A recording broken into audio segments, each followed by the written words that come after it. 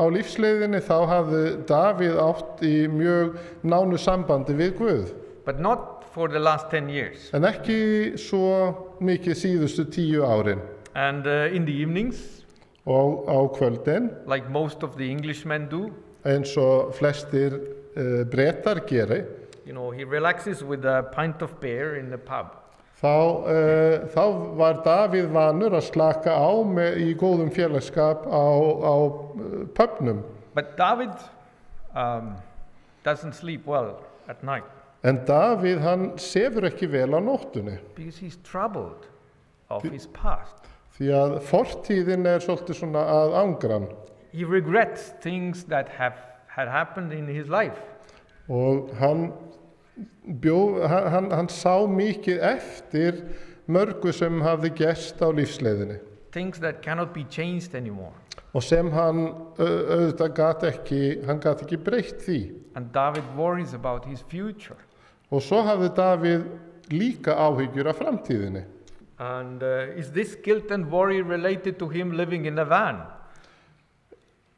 Is that a question? Yes. Is this related to him living in a van, that he doesn't sleep well, has these Og worries?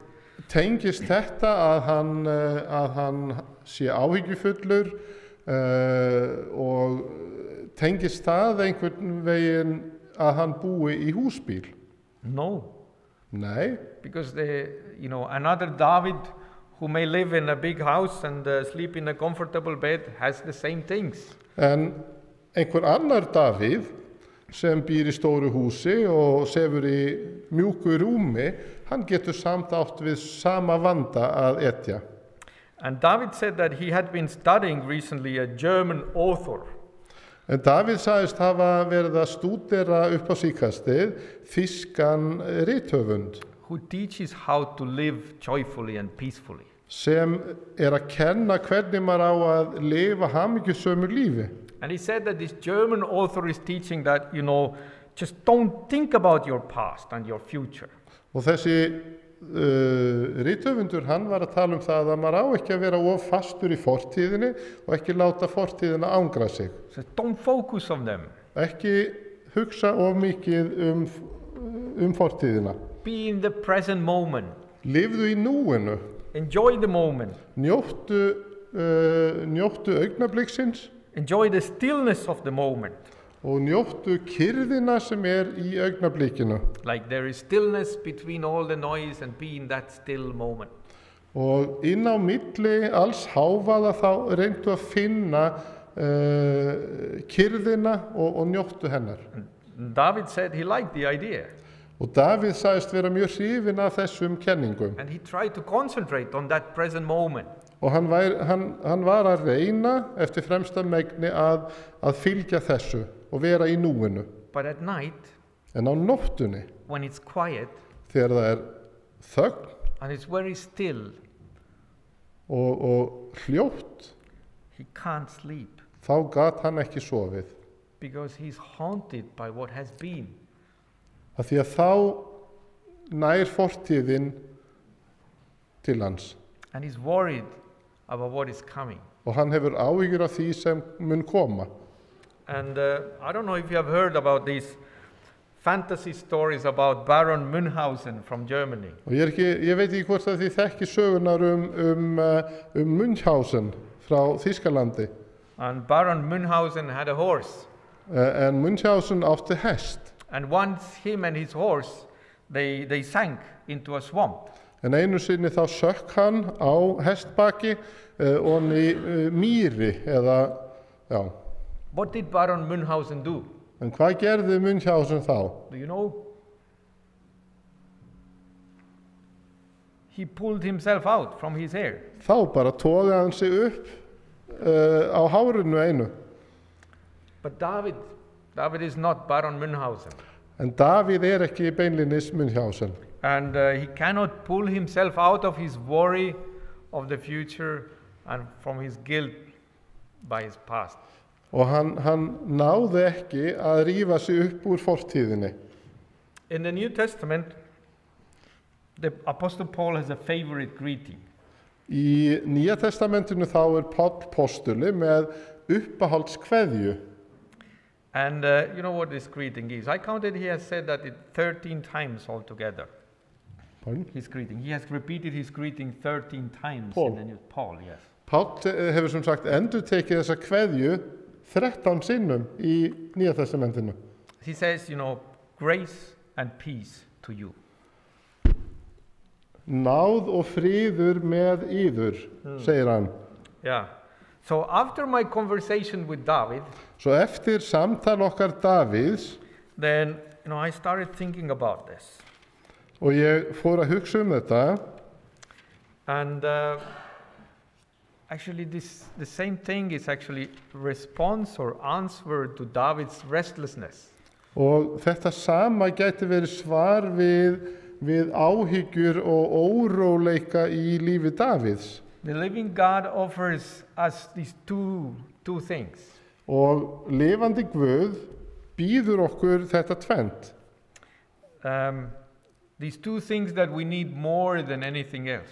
Og það þetta tvennt sem að við þurfum meira á að halda en nokkuð öðru. He offers us grace. Hann býður okkur náð. What is grace? Og hvað náð? Grace is goodness that is undeserved. Náð gæska sem að við eigum ekki skilið. It's given freely. Heldur frjálst, endurgjaldslaust. And when we receive grace, Og þegar við upplifum náð, this grace covers all the past. þá á náðin að hilma eða að þekja fortíðina. So when you think about past, do you need God's grace? Svo þegar að þú hugsar fortíðina, Do you want þarft God? þú mögulega á náð Guðs að halda. Do you need God to cover things in your past? Þarf Guð mögulega að þekja eitthvað af því sem að í fortíðinni þinni. I need God's grace every day. Ég þarf náð Guðs á hverjum degi. His undeserved kindness. Þessi gæska sem að ég á ekki skilið. And the second thing is there is God's peace. Og svo það númer 2 og það friður frá Guði. Doesn't that cover the future? Og friður Guðs sér hann ekki framtíðina. You know, all these worries and insecurities, Allar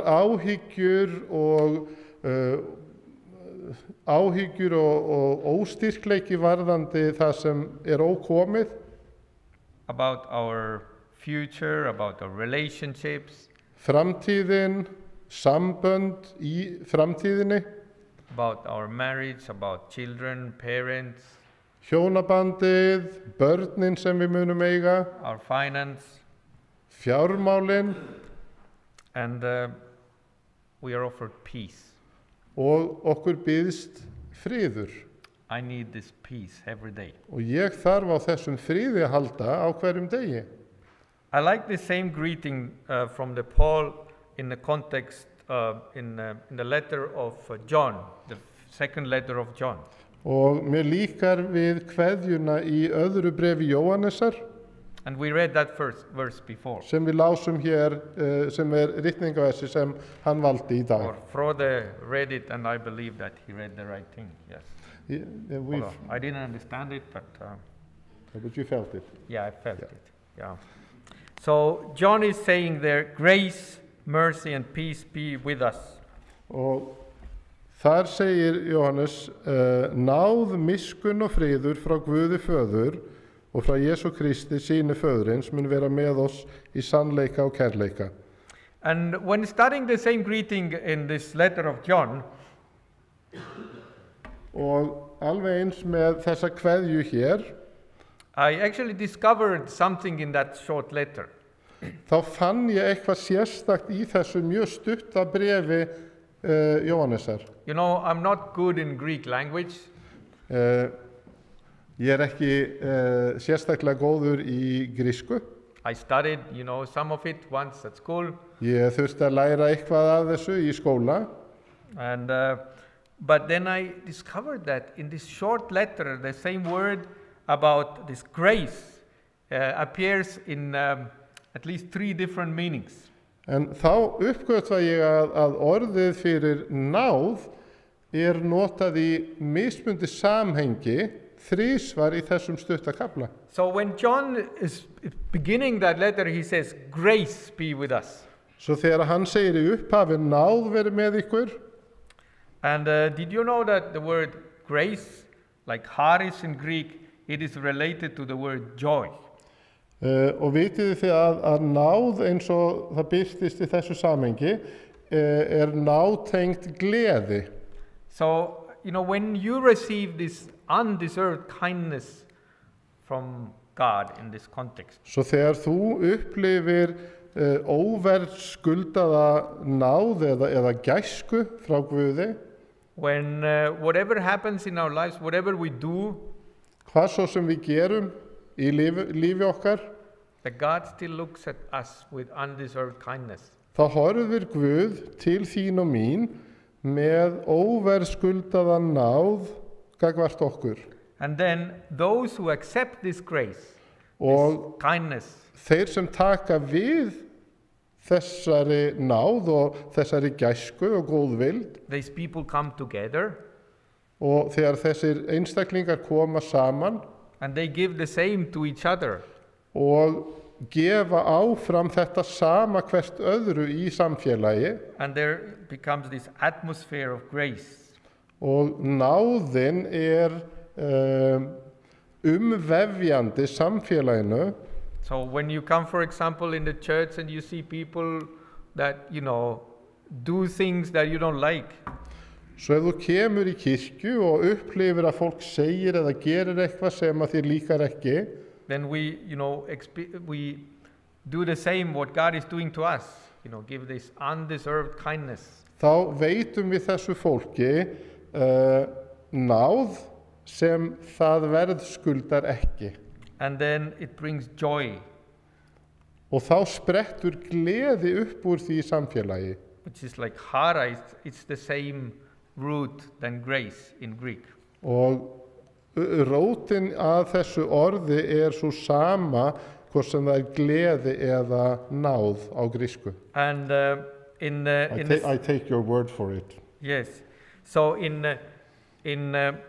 verse 12 in the same letter, Í 12. versi í sama brefi John says that your joy may be full. Til þess að gleði vor verið fullkomin, segir hann. So this is the same, grace and joy, they are connected. Og við erum að undirstrika að náð og gleði eru hanga saman og eru mjög eiga þessa rót sameiginlega. So when David doesn't sleep in the night in his van, Svo þegar Davíð á bágt með að sofa á nóttunni í húsbílnum sínum, he doesn't experience the grace of God.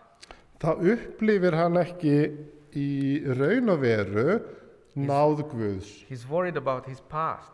Hann hefur áhyggjur af fortíðinni.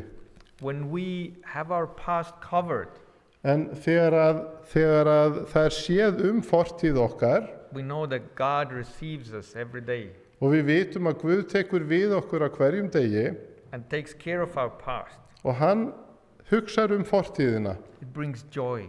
og hann gefur okkur gleði. And when these people who experience this grace, they come together and give grace to one another. Og þegar fólk kemur saman og endurspeglar náð Guðs á samfélagi í kringum sig, They experience the joy that is there among them. þá upplifum við í samfélaginu gleði. And there is one more meaning there in the same letter. En það annað sem að við getum lært í þessu sama brefi, Although in this letter it is actually in a negative context, nema í þessu samhengi það svolítið neikvætt. it says that don't say don't greet some people, certain people that bring certain teaching, he says there. It's verses 10 and 11 there.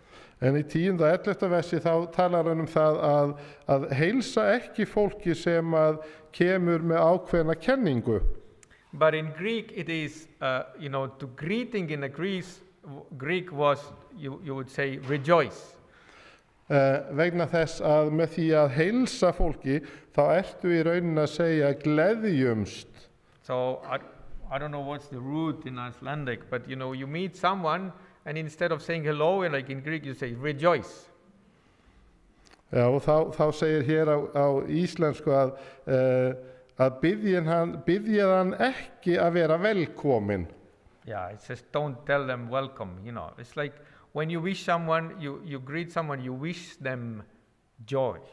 Svo þegar maður heilsar einhverjum og býður velkomin, þá óskar maður þeim auðvitað alls góðs.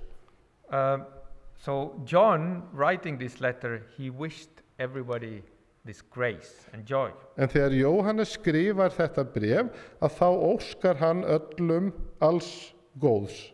And when we greet one another, we wish like joy to you, rejoice. Og þegar við heilsumst að þá felur það í sér ósk gæsku og góðvild öllum til handa. This joy that comes from experiencing the grace of God. Og það gleði sem sprettur upp úr náð Guðs. And John also wishes them peace. En Jóhannes vill líka að fólk upplifi frið. Peace of being friends with God. Friður sem fylgir því að vera sátt við Guð. And it says that it comes from God the Father and from Jesus Christ in this verse 3. Og hann segir það í 3. versinu hér að þetta kemur frá Jesú Kristi og Guði Föður. And peace is not something that we can create ourselves. Og friður ekki eitthvað sem við bara búum til. When in the silent moment during the day or during the night, when we are worried about the future, we cannot create peace ourselves. Og í okkar daglega lífi eða á nóttunni þegar okkur ekki fært að búa til þennan guðdómlega frið. It comes from God. Þessi friður kemur eingöngu frá Guði Föður. So grace and peace. Svo náð og friður. Grace covers the troubles of the past. Náðin sér fortíðina. And peace soothes the worries for the future. Og friðurinn á að gera okkur sátt við þá óvissu sem framtíðin hefur í för með sér. This is the best thing that we can wish each other. Og þetta það besta sem við getum óskað hvert öðru. May God's grace cover your past. Megi náð Guðs sjá fortíð þína. May God's peace take care of your future. Og megi friður Guðs sjá framtíðina.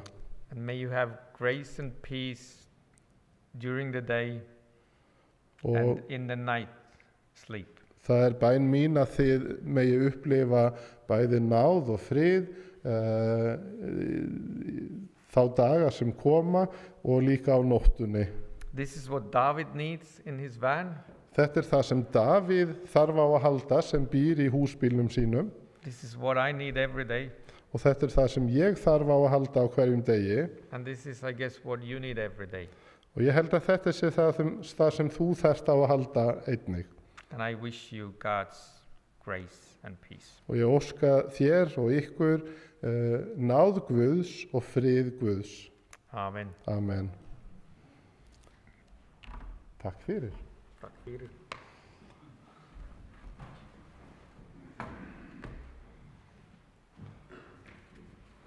Thank you, Ivo. Takk fyrir. Við munum þá að lokum syngja saman lokasálminn, númer 388. Þið vitið það að við strákar við erum þekktir núna, allir tala það að við getum ekki lesa okkur til gagns, og okkur tekst nú þokkalega, en í dag þá ég með skilaboð í símanum frá Erik og svo svo Sandra búin að setja þetta rækilega upp á töflu, en lokasálmurinn númer 388. Svo ætla ég að reyna að fletta upp sjálfur.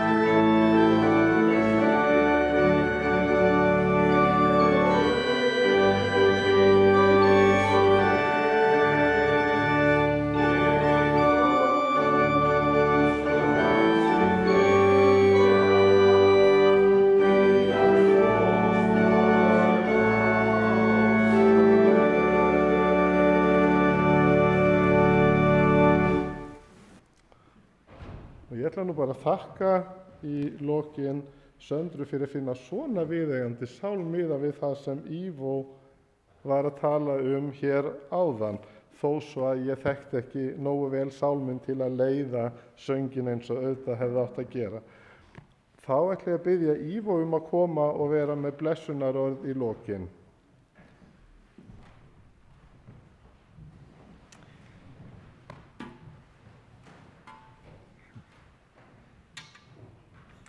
Drottinn blessi þig og varðveiti þig.